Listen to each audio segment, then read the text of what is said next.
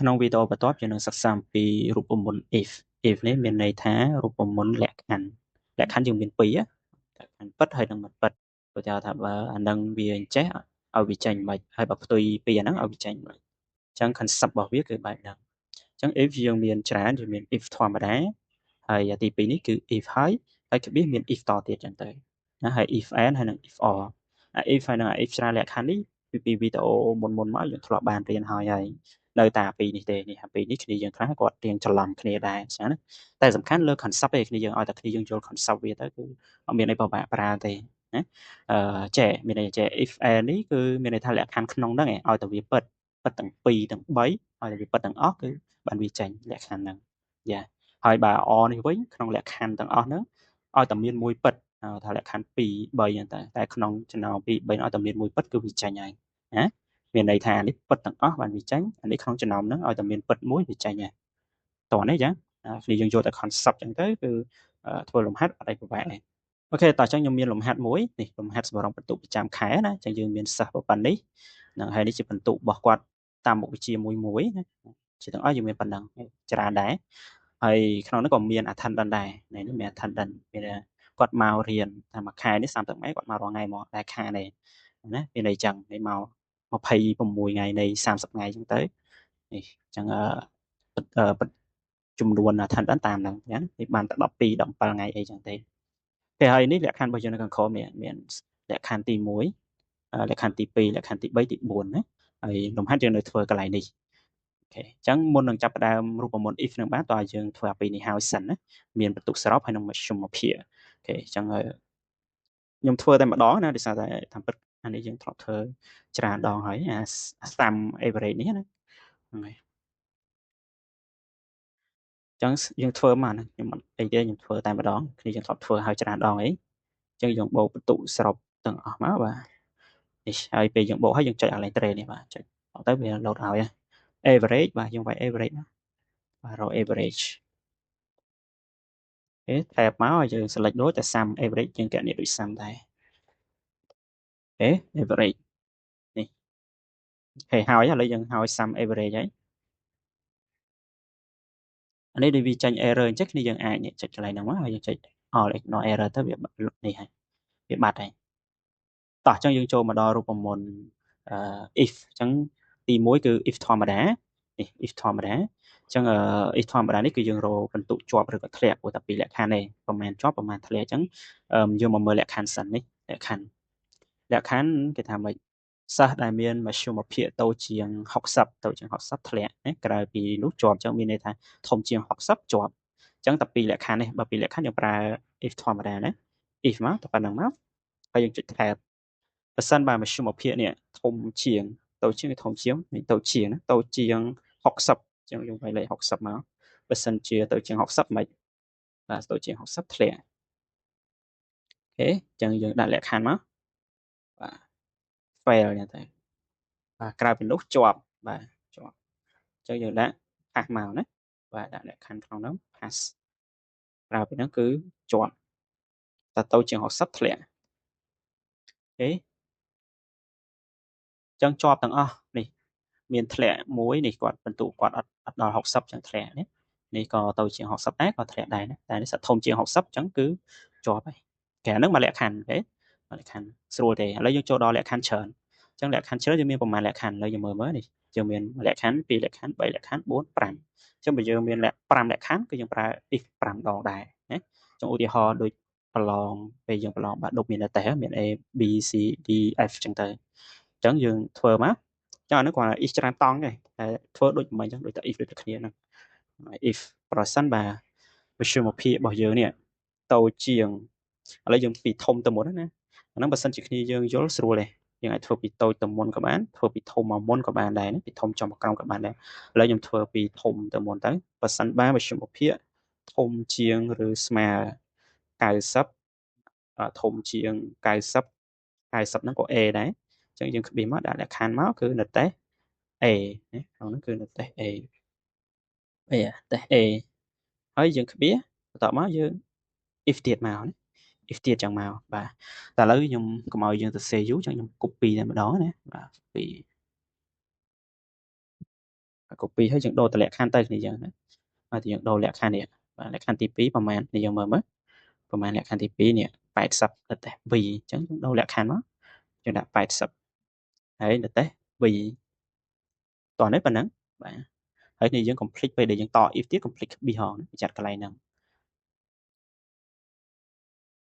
បាទអញ្ចឹងយើង copy តទៀតមកចុះបើ70បាទទៅជាងឬស្មើ70តែអី c ថាអត់បាទ c បាទ copy តទៀត60អានេះតយើងត60ទៅតែd តែបាទ60ទៅ d យ៉ាក្បៀសទៀតយើង if ទៀតក៏បានដែរតែអានេះដោយសារអស់ហើយបាទអស់ត្រឹម60ហ្នឹងអញ្ចឹងក្រៅពីលក្ខខណ្ឌហ្នឹងផ្ទុយពីលក្ខខណ្ឌទាំងអស់នេះគឺ f បាទអញ្ចឹងយើងដាក់ f តែម្ដងមកបាទដាក់ f ចូលក្នុងហ្នឹងតែម្ដងហើយយើងបិទមុខកញ្ចក់មកបិទគ្នាយើងគ្រាន់ចុចដល់ពណ៌ខ្មៅវិញទៅគឺគ្រប់ហើយណាចុចដល់ពណ៌ខ្មៅវិញទៅគឺគ្រប់ហើយអូខេហើយឬក៏យើងរាប់ក៏បាននេះយើងបើក1 2 3ណា4អញ្ចឹងយើងបិទវិញ4ដែរនេះ1 2 3 4ហើយយើង enter មកអញ្ចឹងយើងនឹងឃើញចម្លើយហើយអញ្ចឹងធ្លាក់មាន2នាក់នេះ fail អញ្ចឹង F ធ្លាក់ណា A នេះបន្ទុកគាត់ខ្ពស់ជាងគេ92មានអ្នកដាក់9ជាងហ្នឹងទេមានអ្នក93 94នេះដូចជាអត់មានទេអញ្ចឹងមានប៉ុណ្ណឹងណាយ៉ាអញ្ចឹងមាន B ច្រើននេះ B នេះ C ចិត្តជាងហើយ D នេះ60ជាងគឺតែ D អូខេអញ្ចឹងឥឡូវយើងចូលមកដល់ if and នេះមិនបាទពីរលក្ខខណ្ឌមិនតើឥឡូវយើងមកមើលលក្ខខណ្ឌរបស់គេសិនតោះគ្នាយើងមើលលក្ខខណ្ឌមិនស្រួលយល់លក្ខខណ្ឌ if and នេះចេះបើវត្តមានរបស់គាត់ធំជាង20វត្តមានគាត់ធំជាង20ហើយមធ្យមភាគរបស់គាត់ធំជាង60ហើយតាពីរនឹងវាធំជាង60គឺជាប់ក្រៅពីនោះធ្លាក់បាទឲ្យទៅធំជាង20ធំជាង60គឺជាប់ហើយតតែតូចបានធ្លាក់ណាមានន័យអញ្ចឹងណាអញ្ចឹងចាស់ស្មើមកស្មើហើយយើងមកពាក្យថា if បាទ if លើខ្ញុំនេះតិចណាឈប់ចាំតិចតោះអញ្ចឹងស្មើ if ឲ្យគ្នាយើង and ទៀតមកបាទនេះ and ទៀតមកអញ្ចឹងយើងបាន if ហើយ and អញ្ចឹង if and ហើយគេយក logical 1 logical 2ហើយអញ្ចឹងលក្ខខណ្ឌទី1ប្រសិនបើមធ្យមភាគ attendant បាទ attendant ធំជាងប្រមាណ20ថាឲ្យធំជាង20ក្បៀសមកលក្ខខណ្ឌទី2អញ្ចឹងគឺពីរលក្ខខណ្ឌណានៅក្នុង AN ហ្នឹងគឺត្រូវតែពីរលក្ខខណ្ឌមានពីរលក្ខខណ្ឌឡើងទៅហើយនឹង average របស់គាត់នេះធំជាងឲ្យទៅវាពិតទាំងពីរអញ្ចឹងគឺពិតហើយធំជាងប្រមាណធំជាង60ទេបាទធំជាង60បាទធំជាង60ហើយបានយើងបិទនេះមកវិញអូខេធំជាង60ត្រូវណាឥឡូវយើងមើលលក្ខខណ្ឌមកច្រឡំខុសនេះធំជាង60អញ្ចឹងត្រូវបាទធំជាង60ប៉ុណ្្នឹងឯងក្បៀសមកអញ្ចឹងយើងចាប់ដាក់លក្ខខណ្ឌណាដាក់លក្ខខណ្ឌមកថាម៉េចបើសិនជាអាពីរនឹងពិតទាំងពីរ if and គឺមានបែបហ្នឹងគឺវាចាញ់ម៉េចគឺ pass បាទអញ្ចឹងយើងដាក់ pass មក